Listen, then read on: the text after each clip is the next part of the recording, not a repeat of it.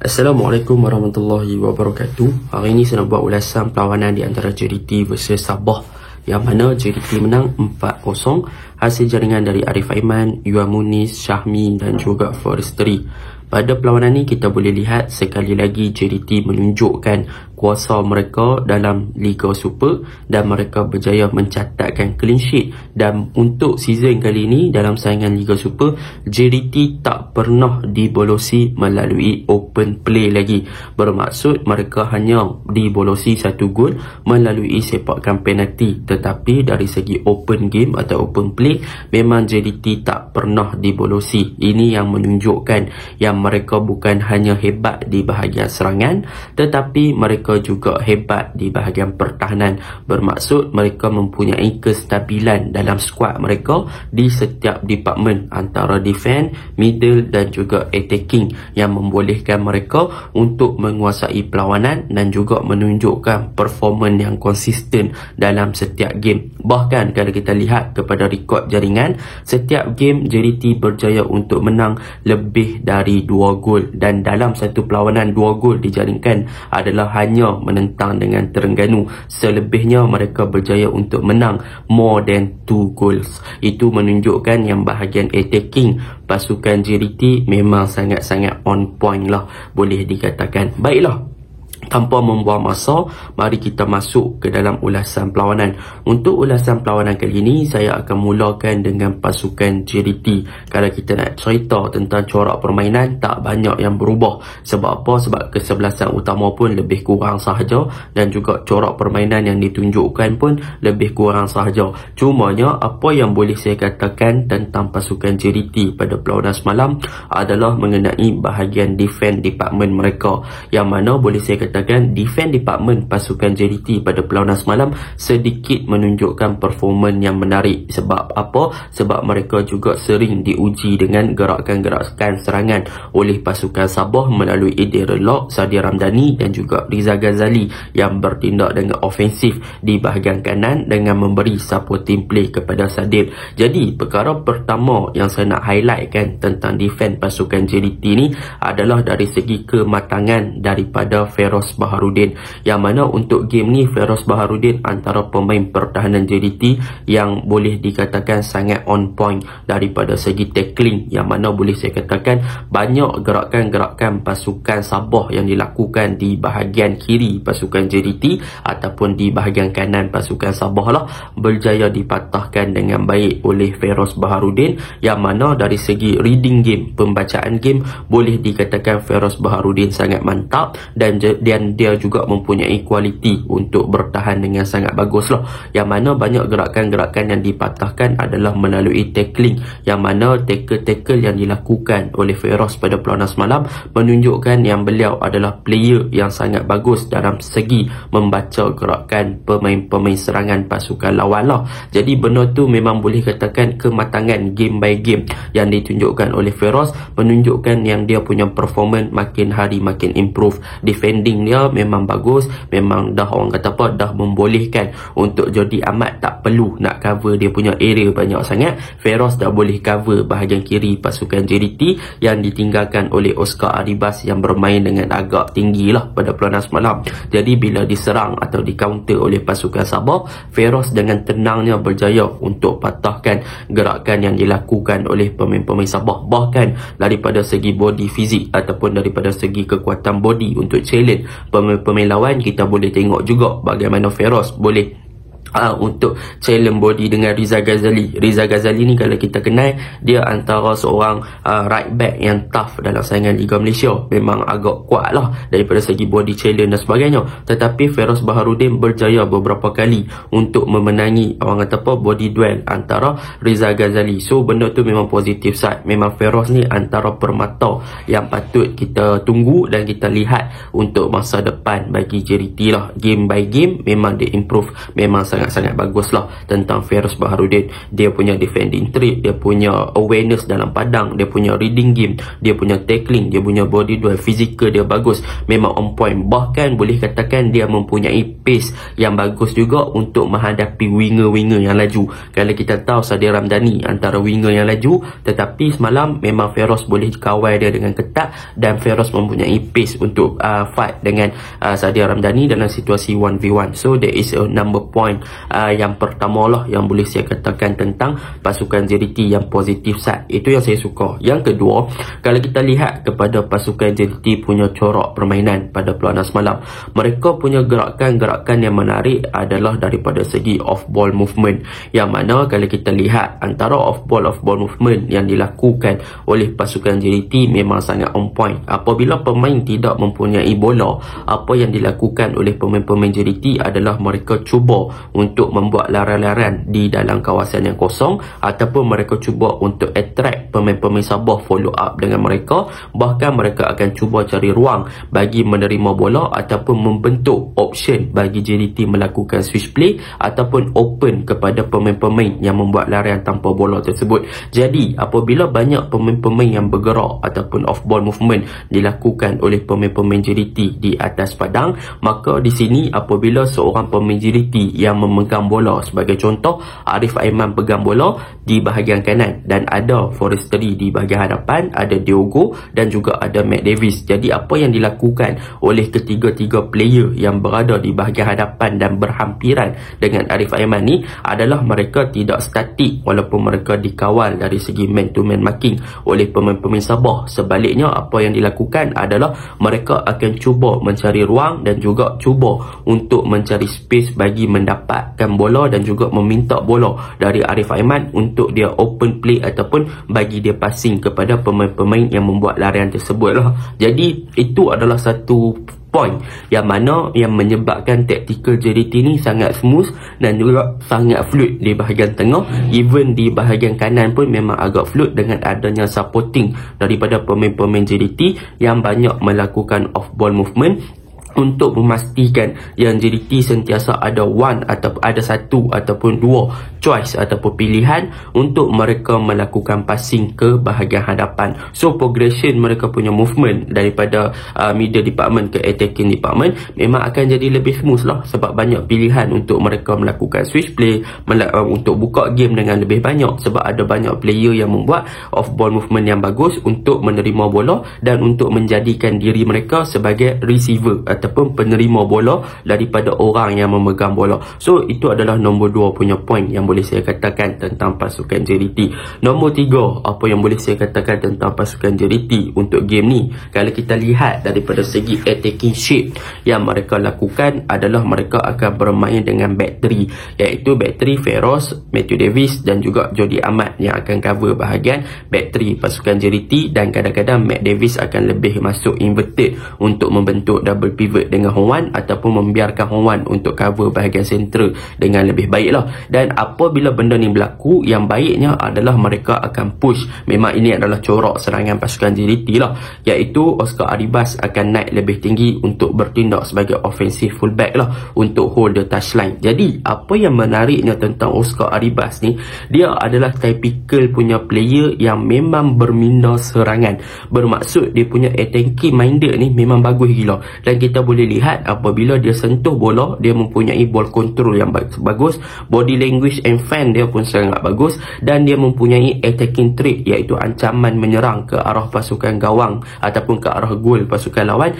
memang sangat berbahaya. Even dalam beberapa minit perlawanan, Oscar Arribas dah melakukan percubaan yang hampir menjaringkan gol untuk JDT. Jadi apa yang boleh saya simpulkan di sini, dengan penggunaan pemain yang mempunyai attacking minded yang bagus seperti Oscar Arribas, dia mampu untuk memberi impak yang positif kepada attacking style pasukan JDT untuk lebih efektif dan juga untuk overload di bahagian hadapan dalam ataupun ketika pasukan JDT menyerang. So Oscar Arribas ni dia punya speciality ataupun dia punya kelebihan lah adalah more to offensive dan juga more to attacking, tetapi dalam masa yang sama dia juga bagus daripada segi melakukan track back, iaitu kita boleh lihat bagaimana Oscar Arribas beberapa kali turun ke bawah untuk backup kepada Feros Baharudin defend ataupun untuk membentuk balik situasi ataupun membentuk balik kepada back four, iaitu asas pertahanan pasukan JDT untuk memberi support kepada bahagian kiri pasukan JDT lah.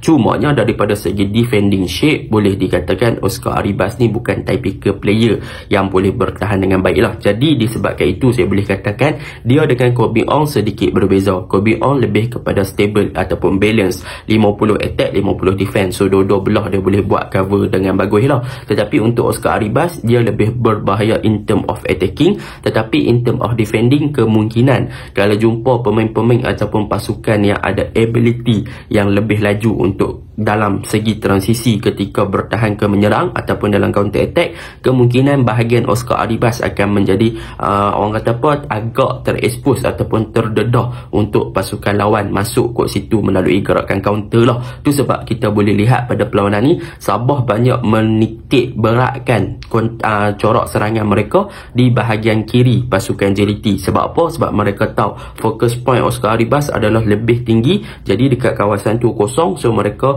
boleh overload ataupun untuk attack di bahagian tersebut. Namun begitu, nasib baiklah Feroz Bahauddin mampu untuk bertindak dengan cemerlang untuk cover up bahagian tersebut, sementara tunggu Oscar Arribas melakukan track back dan memberi support ketika bertahan. Itu nombor 3. Nombor 4, kalau kita lihat kepada pasukan JDT di bahagian middle department, mereka bermain dengan 3 midfield lah. Satu Howan sebagai pivot, dan dalam erti kata lain mereka juga meletakkan Endrick Dos Santos dan juga meletakkan Yuan Muniz sebagai double 10 ataupun dua-dua ni lebih kepada CAM, central attacking midfielder. Cumanya yang specialnya untuk game ni adalah Endrick tak berapa menjadi bagi saya. Dia mungkinlah dalam proses pressing dan dalam proses build up dia tak berapa menjadi, tetapi dia agak bagus daripada segi untuk link up dan juga dari segi pressure untuk pasukan lawan. Tetapi pemain yang menarik minat saya adalah Yuan Muniz, yang mana untuk game ni Yuan Muniz memang bertindak dengan sangat cemerlang. Apa speciality yang ada pada Yuan Muniz ni adalah dia boleh cover up dengan long ball yang sangat bagus, iaitu dia punya passing accuracy dan dia punya vision memang sangat bagus untuk pasukan JDT change side ataupun melakukan switch play daripada satu bahagian ke satu bahagian. So dia boleh melakukan hantaran-hantaran jauh ke bahagian hadapan untuk membuka game kepada JDT. Dan apa yang berbahayanya lagi tentang Yuan Muniz ni adalah apabila dia berada di hampiran dengan kawasan D-box pasukan lawan. Sebab apa? Sebab dia mempunyai technicality yang bagus dengan kawalan bola, dan dalam pada masa yang sama dia mempunyai insting untuk menjaringkan gol dari long shooting range yang bagus lah daripada luar kotak penalti. So itu adalah ability yang ada pada Yuan Muniz. Selain daripada hantaran-hantaran jauh, dia juga berkemampuan untuk menjaringkan gol dari jarak luar kotak penalti, dan dalam pada masa yang sama dia boleh involve untuk link up play lah bersama dengan pasukan JDT. Tetapi kena faham apa perbezaan Leandro dan juga Yuan Muniz. Untuk Leandro Velasquez, dia still lagi the best player in term of attacking trait ataupun dalam pasal ataupun dalam zone 14. Sebab apa saya kata begitu? Sebab apa yang ada pada Leandro tak ada pada Yuan Muniz, tetapi apa yang ada pada Yuan Muniz ada pada Leandro, iaitu kita boleh lihat Leandro juga mampu untuk membuat bola-bola jauh hantaran ke hadapan. Contohnya gol daripada Forestry itu adalah berpunca daripada Leandro Velasquez punya hantaran tinggi kepada siapa dia waktu tu, kepada player di hadapan. Lepas tu kawan tu buka kepada Forestry untuk gol yang keempat pasukan JDT lah kan. Jadi apa yang saya nak sampaikan dekat sini, perbezaan antara Yuan Muniz dan juga Leandro Velasquez adalah Leandro ni dia boleh bermain dalam mana-mana situation.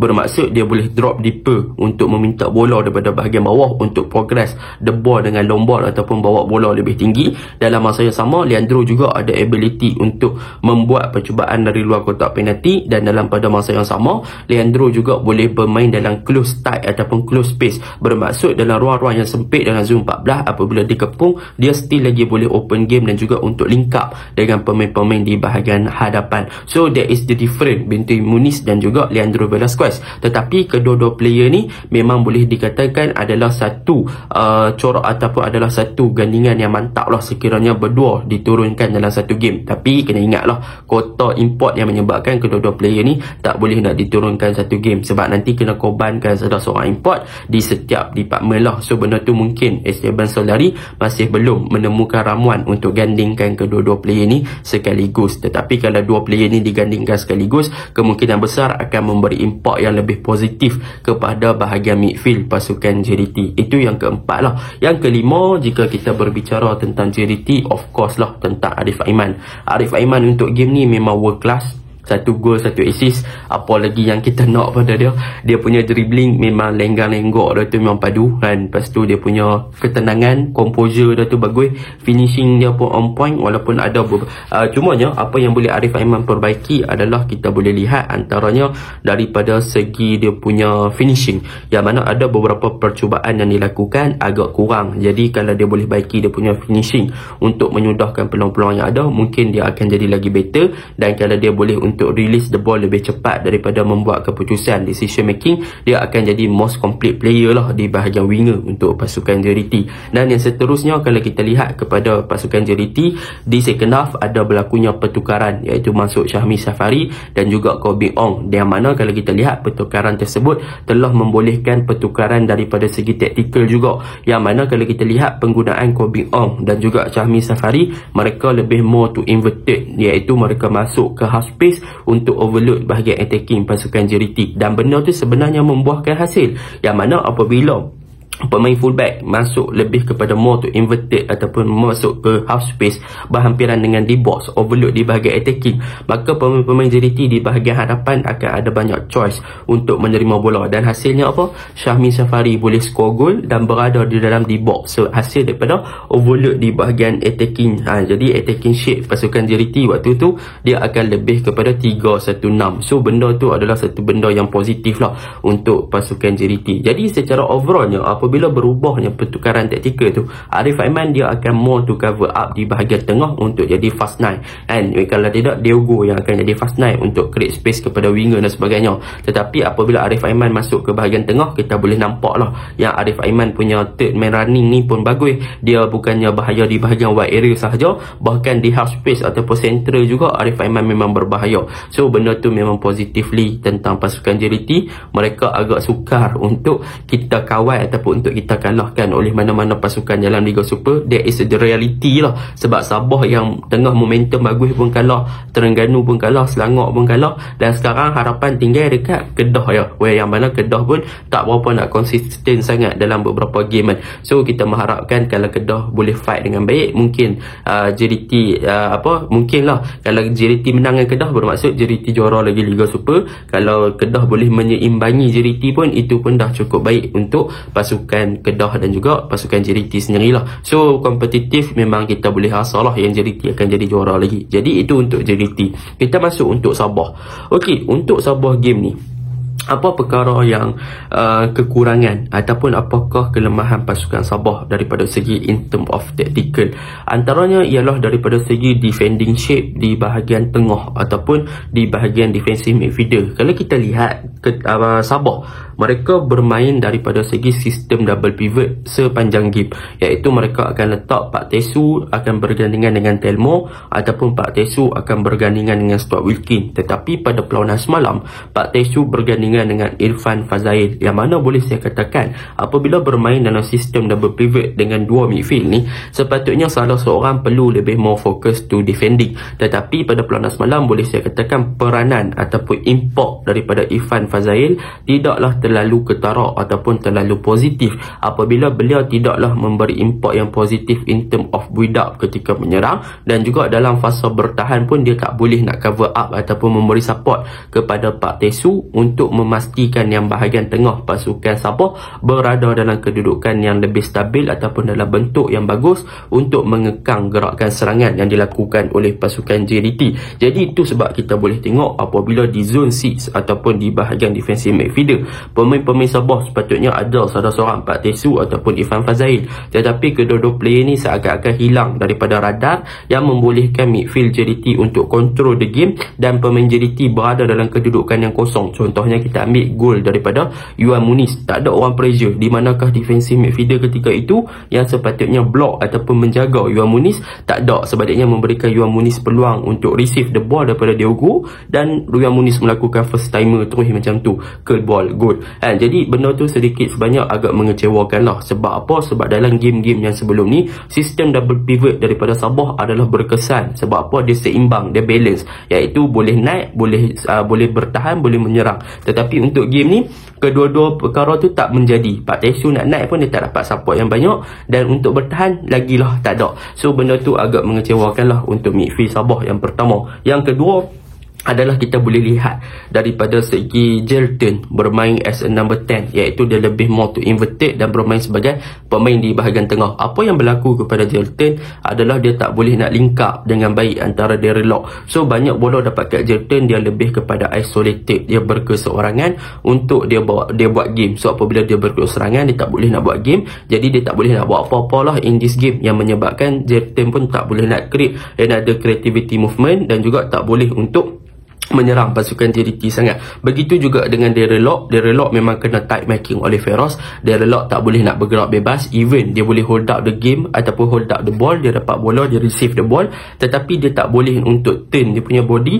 Bahkan fizikal yang ada pada Darren Lock dengan mudahnya berjaya dipatahkan oleh Feroz Baharudin. Ini adalah kelemahan daripada Darren Lock lah, sekiranya nak diletakkan sebagai orang yang nak hold up apabila receive bola untuk hold the ball sebelum dia nak create space ataupun dia nak bagi ruang kepada winger buat larian lah kan. Sebab apa? Sebab Darren Lock bila dia jumpa dengan orang yang ada fizikal yang bagus, maka Darren Lock akan kalah. Walaupun Darren Lock sebenarnya mempunyai fizikal yang lebih besar, tetapi dia tak boleh nak guna fizikal dia dengan begitu baik membandingkan orang apa berbanding dengan game lawan Hong Kong hari tu je dia boleh guna fizikal dia dengan bagus, tetapi beside that dia agak kurang lah. And so benda tu perlu diimprove oleh Darren Lock. Dan benda yang positif tentang pasukan Sabah ni, yang pertama saya rasa saya boleh katakanlah Irfan Zakaria as ball playing defender yang bagus, yang mana dia boleh banyak buat long ball. Memang game ni Sabah kena bermain long ball dan juga counter attack sebab JDT bermain dengan high line dan juga kawasan Oscar Aribas tu terexpose, terdedah. So apabila banyak hantaran-hantaran yang dilakukan oleh Irfan Zakaria, sebenarnya banyak on point